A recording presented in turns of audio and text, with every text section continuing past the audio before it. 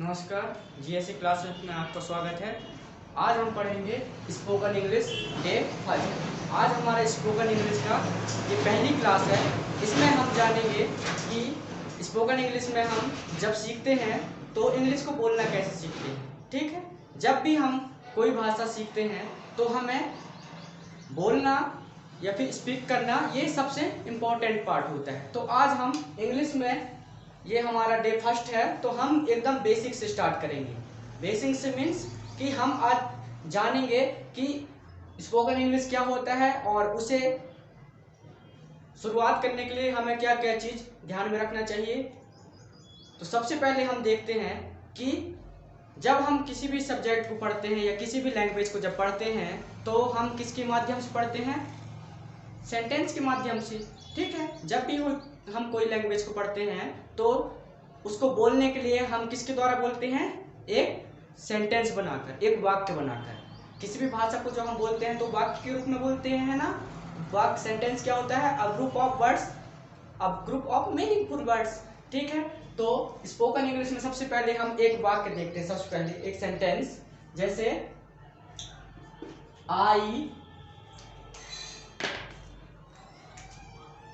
I am writing a letter। यह एक हमारा सिंपल सेंटेंस है। ठीक है, सिंपल सेंटेंस में हम सबसे पहले समझेंगे कि कोई भी जब हम सेंटेंस पढ़ते हैं तो उसमें उसके मुख्य दो भाग होते हैं। शुरू में पहला सब्जेक्ट, और सब्जेक्ट को छोड़ के जो बाकी का भाग होता है इसको बोलते हैं प्रेडिकेट। अब प्रेडिकेट क्या हो गया और सब्जेक्ट क्या हो गया? सब्जेक्ट होता है डूअर ऑफ द सेंटेंस, मतलब कर्ता होता है। जैसे I am writing a letter, मैं एक पत्र लिख रहा हूँ। ठीक है, तो मैं कौन लिख रहा है? आई। तो आई जो भी कार्य करता है किसी सेंटेंस में वह होता है सब्जेक्ट, और उसके अलावा जो कुछ भी बचता है वह हमारा होता है प्रेडिकेट। तो I am writing a letter में आई डूअर है, इसलिए वो सब्जेक्ट हो गया, और rest part of the sentence हमारा हो गया प्रेडिकेट। ठीक है, जैसे एक और सेंटेंस हम समझते हैं, एक और सिंपल सेंटेंस लेते हैं। जैसे I like mangoes, I like mangoes. तो आई हमारा हो गया सब्जेक्ट और लाइक मैंगोज हमारा हो गया प्रेडिकेट। ठीक है, तो सब्जेक्ट क्या क्या होते हैं? सब्जेक्ट बहुत सारे हो सकते हैं, सब्जेक्ट कुछ भी हो सकता है। जैसे आई, मैं, वी, हम। ठीक है, ही लड़का है यदि, वो क्या है? मेल है, और उसके लिए ही हो जाएगा, प्रोनाउन है ये, और सी, इट।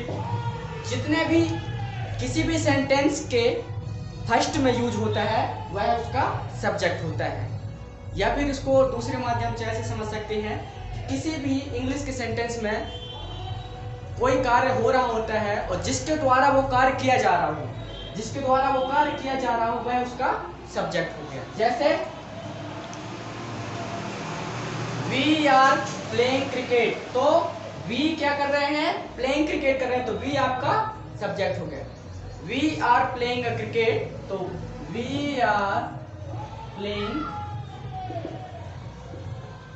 अ क्रिकेट, तो वी आपका हो गया subject, are playing a cricket आपका हो गया प्रेडिकेट। क्लियर? जैसे ही इज माई फ्रेंड, तो ही आपका सब्जेक्ट हो गया और इज माई फ्रेंड आपका प्रेडिकेट। जैसे शी इज गुड गर्ल, तो शी आपका हो गया सब्जेक्ट और इज गुड गर्ल हो गया आपका प्रेडिकेट। उसी प्रकार इट के लिए जैसे इट इज अ चेयर, यह एक कुर्सी है, तो इट किसके बारे में बात की जा रही है? इट के बारे में, तो यह भी आपका सब्जेक्ट हो गया। इसके अलावा कुछ वर्ब भी आपके सब्जेक्ट हो सकते हैं। जैसे रनिंग एंड वॉकिंग, ये दोनों क्या हो गए, वर्ब हो गए। आई एम रनिंग, मैं दौड़ रहा हूँ। रनिंग दौड़ने का काम बताया जा रहा है ना, जहां पर कोई एक्शन बताए किसी सेंटेंस में, जब कोई एक्शन वर्ब होती है तो वो होती है उसकी वर्ब। ये भी वॉकिंग, वॉक करना भी एक एक्शन क्रिया है ना, तो ये भी आपकी क्रिया है, ठीक है, वर्ब है।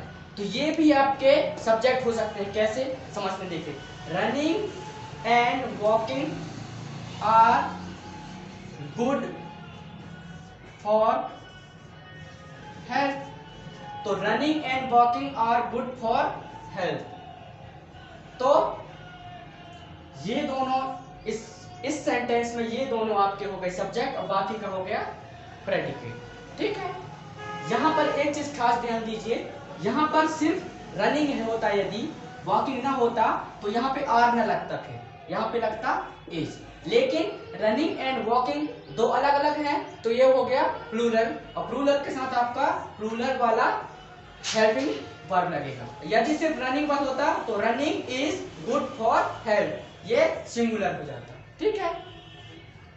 हेल्पिंग वर्ब इस पर हम आगे चर्चा करेंगे। अभी हम सिर्फ ध्यान दे रहे हैं सब्जेक्ट प्लस प्रेडिकेट।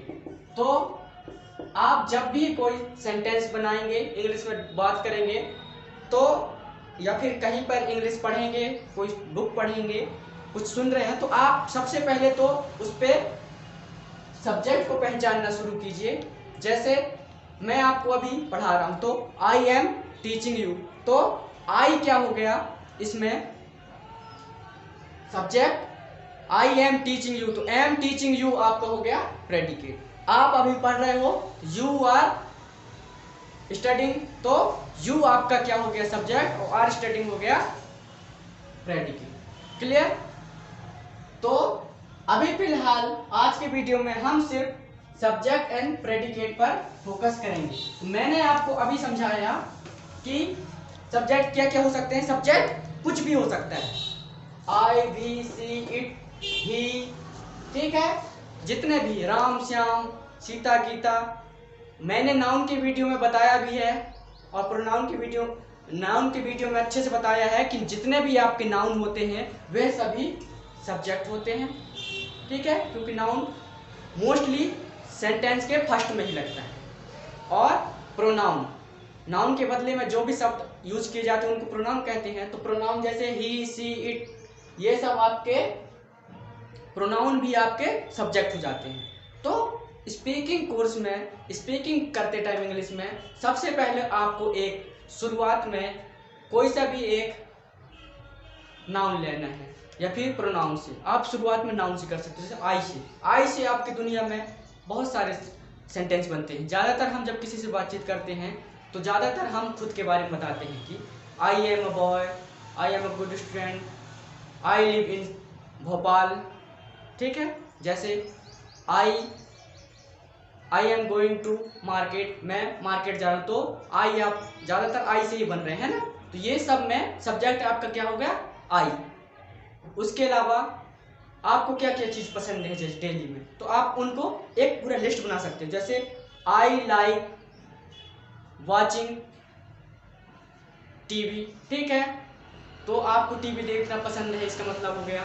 जैसे आपको चॉकलेट पसंद, तो आप क्या बोल सकते हो, आई लाइक चॉकलेट्स, तो आई आपका सब्जेक्ट हो गया और लाइक चॉकलेट्स आपका प्रेडिकेट हो गया। इसके अलावा जैसे आप दिन भर में क्या क्या क्रिया करते हैं, जो जो आप वर्क करते हैं दिन भर में, उनका आप एक सेंटेंस का चार्ट बना दीजिए, लिख लिख कर प्रैक्टिस करिए। और बोलने का आप अपने दोस्तों से, जो आपके क्लोज फ्रेंड्स हैं, आप अपने, जैसे यदि आप स्कूल में जाते हैं तो स्कूल में अपने फ्रेंड से छोटे छोटे सेंटेंस में आप स्पीक करना, बोलना शुरू कीजिए। जैसे कि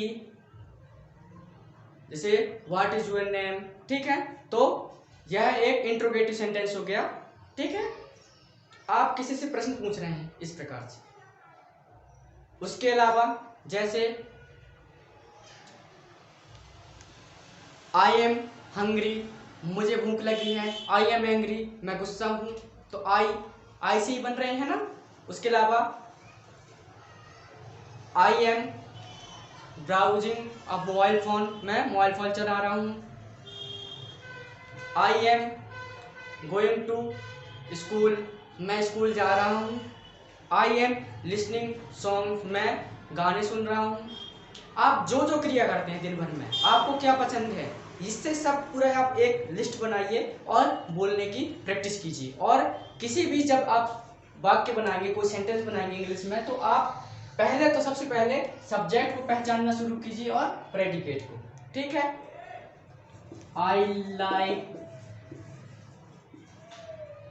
चॉकलेट, तो आई आपका सब्जेक्ट और लाइक चॉकलेट आपका प्रेडिकेट। मुझे चॉकलेट पसंद है। I love to play football. ठीक है, इसमें मुझे फुटबॉल खेलना बहुत पसंद है, तो इसमें क्या हो जाएगा, आई आपका सब्जेक्ट और बाकी का प्रेडिकेट। तो आज तो हमारा मुख्य है स्पीकिंग डे 1 है, इसलिए आपको सिर्फ अभी सब्जेक्ट पर फोकस कीजिए। तो आप कोई सा भी दुनिया में नाउन उठा लीजिए, प्रोनाउन उठा लीजिए, उनको सब्जेक्ट के तौर पर रखिए और उनसे आप सेंटेंस बनाना शुरू कीजिए। इससे क्या होगा कि आप अभी तक नॉर्मली पढ़ते थे, बुकों में पढ़ते रहे होंगे, खुद से प्रैक्टिस नहीं करते रहे होंगे, तो अब जब आपको सब्जेक्ट और प्रेडिकेट के रूप में किसी चीज़ को पढ़ेंगे, तब आपको एक नया अनुभव मिलेगा, नया एक्सपीरियंस मिलेगा और आपको चीज़ों को देखने का नज़रिया भी बदलेगा।